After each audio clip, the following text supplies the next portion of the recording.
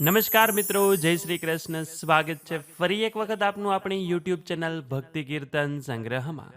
મિત્રો, નવરાત્રિ એટલે કે શક્તિની ઉપાસનાનો પવિત્ર પર્વ, આપણા કુળદેવીની આરાધના કરવાના દિવસો.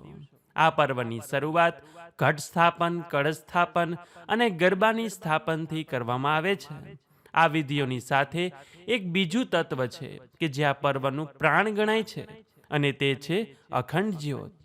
આ જ્યોત 9 દિવસ અને 9 રાત સુધી સતત પ્રજ્વલિત રાખવામાં આવે છે, કે જે માં દુર્ગાની ઉપસ્થિતિ અને આશીર્વાદનું પ્રતીક છે.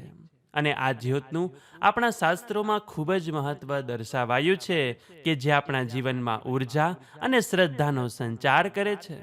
તો આજના આ વિડીયોમાં આપણે જાણીશું કે નવરાત્રિ દરમિયાન પ્રગટાવવામાં આવતી આ અખંડ જ્યોત શા માટે પ્રગટાવાય છે, ક્યારે પ્રગટાવવી જોઈએ, દીવાની વાટ કેવી હોવી જોઈએ, દીવો ઘીનો કરવો કે તેલનો કરવો જોઈએ, કઈ બાજુ રાખવો જોઈએ, તથા જો કોઈ કારણોસર દીવો ઓલવાઈ જાય તો શું કરવું જોઈએ, તે દરેક વિશે આજે આપણે જાણવાના છીએ, કે જેથી કરીને જે લોકો અખંડ જ્યોત પ્રગટાવતા હોય તેને તેનું મહત્વ સમજાય, અને ન પ્રગટાવતા હોય તે લોકો મહત્વ સમજીને નવરાત્રિ દરમિયાન આ 9 દિવસ દરમિયાન અખંડ જ્યોત પ્રગટાવે.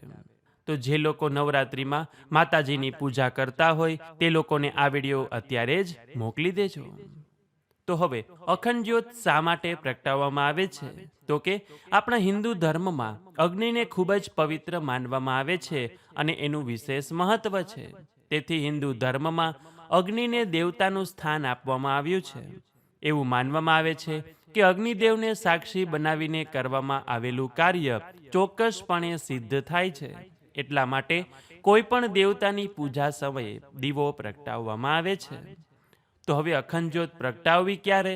પૂજા પહેલા પ્રગટાવવી કે પછી? તો કે શાસ્ત્રો અનુસાર અખંડ જ્યોતની સ્થાપના પૂજા વિધિ પૂર્ણ થયા બાદ કરવામાં આવે છે. નવરાત્રિના પ્રથમ દિવસે સવારે સ્નાન અને શુદ્ધિ બાદ માતાજીનો શણગાર, ઘટ સ્થાપન, કળશ સ્થાપન અને ગરબાની સ્થાપના થઈ જાય એ પછી શુભ મુહૂર્તમાં અખંડ જ્યોત પ્રગટાવવામાં આવે છે. તો હવે આ દીવાની વાટ કેવી હોવી જોઈએ? તો કે અખંડ દીવા માટે હંમેશા લાંબી અને આડી વાટનો જ ઉપયોગ કરવામાં આવે છે. આડી વાટનો દીવો વધુ સમય સુધી અખંડ રહે છે, કારણ કે તે તેલ અથવા તો ઘીને સતત શોષીને જ્યોતને પ્રજ્વલિત રાખે છે. ઊભી વાટનો દીવો સામાન્ય રીતે ટૂંકા સમય માટે કરવામાં આવે છે. તેથી 9 દિવસની લાંબી ઉપાસના માટે લાંબી આડી વાટ જ યોગ્ય ગણાય છે. તો આ વાટ શેની બનાવવી? તો કે અખંડ દીવાની વાટ માટે સૂતરના દોરાનો ઉપયોગ કરવો જોઈએ. રૂની વાટ આ જ્યોત માટે યોગ્ય ગણાતી નથી. આ એક મહત્વપૂર્ણ તફાવત છે, કારણ કે ઘણા લોકો દીવા માટે રૂની વાટનો જ ઉપયોગ કરતા હોય. ગરબામાં જે દીવો પ્રગટાવવામાં આવે છે તેની લાંબી વાટ રૂની હોય છે, પરંતુ જ્યારે અખંડ જ્યોત માટે સૂતરના દોરાની જ વાટ બનાવવામાં આવે છે, એટલે આ બંને બાબતોનું ખાસ ધ્યાન રાખવું જોઈએ. તો હવે આ દીવો ઘીનો કરવો કે તેલનો? આ એક એવો પ્રશ્ન છે કે જે ઘણા ભક્તોને મૂંઝવતો હોય છે. તો કે શાસ્ત્રો અને પરંપરા અનુસાર દીવો ઘીનો કે તેલનો હશે તે કઈ બાજુ મૂકવામાં આવે છે તેના પર નિર્ભર કરે છે. જો આપણે અખંડ જ્યોતને માતાજીની જમણી બાજુ રાખતા હોય અથવા તો આપણી ડાબી બાજુ, તો તે ઘીનો દીવો પ્રગટાવવામાં આવે છે, કે જેમાં જો ગાયનું શુદ્ધ ઘી હોય અથવા તો ઘરનું ઘી હોય તો તેને ઉત્તમ માનવામાં આવે છે. અને જો આપણે અખંડ જ્યોતને માતાજીની ડાબી બાજુ એટલે કે આપણી જમણી બાજુ રાખતા હોય તો તેલનો દીવો પ્રગટાવવો જોઈએ, કે જેમાં તલનું તેલ અથવા સરસવનું તેલનો ઉપયોગ કરી શકાય છે, કે પછી આપણે જે ઘરમાં ઉપયોગમાં લેતા હોય તે તેલ પણ લઈ શકાય છે. તો હવે આ અખંડ જ્યોત પ્રગટાવતી વખતે શું બોલવાનું? તો કે તેના માટે કોઈ વિધિ નથી, પરંતુ માત્ર એક મંત્ર બોલવામાં આવે છે. અખંડીપકમ દેવ્યા પ્રીતયે નવરાત્રકમ ઉજ્જવાલયે અહોરાત્રમ એકચિત્તો ઘૃતવ્રત. એટલે કે હે દેવી, તમારા સંતોષ માટે હું આ અખંડ દીવો નવરાત્રિમાં દિવસ રાત એકાગ્ર ચિત્તે અને નિષ્ઠાપૂર્વક પ્રગટાવું છું. અને જ્યોત પ્રગટી જાય પછી તે જ્યોતને વંદન કરવાના અને બોલવાનું કે દીવાની જ્યોત પરબ્રહ્મ છે, દીવાની જ્યોત જનાર્દન છે, દીવો મારા પાપનો નાશ કરે છે.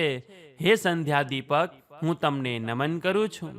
શુભ, કલ્યાણ, આરોગ્ય, સુખ અને સંપત્તિ પ્રદાન કરનારા અને શત્રુઓનો નાશ કરનારા દીવાની જ્યોતને હું નમન કરું છું.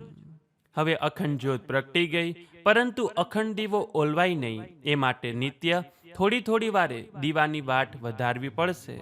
પરંતુ આમ કરતી વખતે પણ દીવો ઓલવાઈ શકે છે. એટલે પહેલેથી જ એક બીજો દીવો અખંડ જ્યોતમાંથી પ્રગટાવી લેવો જોઈએ, કે જે આપણા આ અખંડ દીપકનું પ્રતિનિધિત્વ કરે છે. એટલે કદાચ જો અખંડ જ્યોત ઓલવાઈ જાય તો તેને ખંડિત માનવામાં આવતું નથી. અને જો આપણે બીજો દીવો પ્રગટાવ્યો ન હોય અને આપણી અખંડ જ્યોત ઓલવાઈ જાય તો તેને ખંડિત માનવામાં આવે છે. અને આ ભૂલ ઘણા લોકોથી થઈ પણ જતી હોય છે, અથવા તો બીજા કોઈ કારણોસર પણ અખંડ જ્યોત ઓલવાઈ જતી હોય છે. કદાચ આપણે સરખી રીતે વાટ ન રાખી હોય, ઘી તેલનું ધ્યાન રાખી શક્યા ન હોય, કોઈ પણ કારણોસર આ દીવો ઓલવાઈ શકે છે. પરંતુ એ સમયે એવું માનવું નહીં કે આપણાથી આપણા કુળદેવી નારાજ છે, આપણા ઉપર તેઓ પ્રસન્ન નથી. પરંતુ તે સમયે આપણા ઘરમાં રહેલા માતાજીનું મનમાં સ્મરણ કરીને તેમની પાસેથી આ ભૂલચૂકની ક્ષમા માગીને ફરીથી તે દીવો પ્રગટાવી લેવો જોઈએ અને આપણાથી બીજી વખત આ ભૂલ ન થાય તેનું ધ્યાન રાખવું જોઈએ. પરંતુ જો વારંવાર દીવો ઓલવાઈ જતો હોય તો પછી આપણે દીવાનું ધ્યાન રાખવું જરૂરી છે. કેમ કે ભૂલ એક વખત થાય, બે વખત થાય, પરંતુ જો વધુ વખત તેનું પુનરાવર્તન થયા કરે તો તે પછી ભૂલને ક્ષમા મળતી નથી. એટલે આ વાતનું ખાસ ધ્યાન રાખવું કે આપણા ઘરમાં જો આપણે અખંડ દીવો પ્રગટાવીએ છીએ તો 9 દિવસ તેનું ધ્યાન રાખવું પણ જરૂરી છે. હવે આપણે અખંડ દીવો પ્રગટાવીએ તો છીએ, પરંતુ અખંડ દીવો પ્રગટાવવાનું આપણને ફળ શું મળે? તો કે કહેવાય છે કે અખંડ દીવો પ્રગટાવવાથી જીવનમાં પ્રકાશ અને આનંદ આવે છે, માતાજીના આશીર્વાદ મળે છે, ઘરમાં રહેલી નકારાત્મક ઉર્જા દૂર થાય છે, સકારાત્મક ઉર્જાનો સંચાર થાય છે, ઘરના સભ્યોને યશ અને કીર્તિ મળે છે, માતાજી આપણા ઉપર પ્રસન્ન રહે છે તથા સુખ, સમૃદ્ધિ, આયુષ્ય, આરોગ્ય અને સુખ આવે છે, નાણાકીય સમૃદ્ધિ મળે છે, આપણી આસપાસનું વાતાવરણ શુદ્ધ બને છે તથા પરિવારમાં સુખ, શાંતિ અને સમૃદ્ધિ રહે છે. કહેવાય છે કે અખંડ જ્યોત એ માત્ર પ્રકાશનું સાધન નથી, પરંતુ માતાજીની દૈવી શક્તિનું પ્રતીક છે. એવું માનવામાં આવે છે કે નવરાત્રિ દરમિયાન માં પોતે જ આ અખંડ જ્યોતના રૂપમાં આપણા ઘરમાં બિરાજે છે અને આ જ્યોતની હાજરીથી જ ઘરનું વાતાવરણ શુદ્ધ અને સકારાત્મક બની જાય છે. જે રીતે અંબાજી અને અન્ય શક્તિપીઠોમાં માતાજીની અખંડ જ્યોતના દર્શનનું મહત્વ છે, તેવી જ રીતે નવરાત્રિમાં આપણા ઘરમાં પ્રગટાવેલી આ જ્યોતના દર્શનનું પણ અસીમ મહત્વ છે.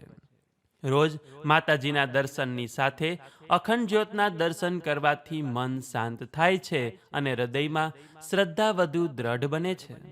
એવું કહેવાય છે કે જ્યારે પણ આપણે કોઈ પાઠ, મંત્ર કે ઉપાસના અખંડ જ્યોત સામે બેસીને કરીએ છીએ તો મા તે ઉપાસનાનો તુરંત સ્વીકાર કરે છે.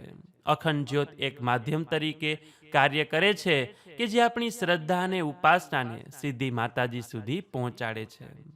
આ જ્યોત અવિરત શક્તિ અને ઉર્જાનો પ્રવાહ દર્શાવે છે. તે જીવનમાં આવતા અંધકારને દૂર કરી પ્રકાશ અને સુખ લાવવાનું પ્રતીક છે. અને આ જ્યોત આપણને યાદ અપાવે છે કે ગમે તેવી મુશ્કેલી આવે, શ્રદ્ધાનો દીપક ક્યારેય ઓલવાવો ના જોઈએ. તો આવો આ નવરાત્રિમાં અખંડ જ્યોત પ્રગટાવીને આપણે પણ માતાજીની દિવ્ય શક્તિનો અનુભવ કરીએ. આપણા જીવનમાં આપણે માતાજીના આશીર્વાદ મેળવીને સુખ, શાંતિ અને સમૃદ્ધિ લાવીએ. તો બોલીએ કુળદેવી માત કી જય. તો મિત્રો, આશા છે કે હવે આપ સૌ લોકોને સમજાઈ ગયું હશે કે નવરાત્રિમાં અખંડ દીવો શા માટે પ્રગટાવાય છે, કેવી રીતે પ્રગટાવાય છે તથા તેના શું નિયમો છે. તો આશા છે કે આપ સૌ લોકો આ નવરાત્રિ દરમિયાન અખંડ જ્યોત પ્રગટાવતા હશો. તો આવી જ રીતે નવરાત્રિના 9 દિવસ દરમિયાન આપણે ચંડીપાઠ સાંભળવાના છીએ તથા માતાજીના 9 સ્વરૂપ જે છે તેની કથા પણ સાંભળીશું. તો આશા રાખીએ છીએ કે આપ સૌ લોકો પણ અમારી સાથે સાંભળશો. તો આ વિડીયો પસંદ આવ્યો હોય તો લાઈક કરજો, તમારા મિત્રોને મોકલી અમારી ચેનલમાં નવા હોય તો સબસ્ક્રાઇબ કરવાનું ભૂલતા નહીં, કે જેથી કરીને આવા જ અવનવા વિડીયો આપ સૌને મળતા રહે. તો આ સાથે હવે મને રજા આપો, મળીશું ફરીથી એક નવા વિડીયોમાં. ત્યાં સુધી આપ સૌ લોકોને અમારી ચેનલના જય શ્રી કૃષ્ણ. ધન્યવાદ. મારી સાથે જોડાઈ રહેવા બદલ, મને સાંભળવા બદલ આપ સૌ લોકોનો ખૂબ ખૂબ આભાર.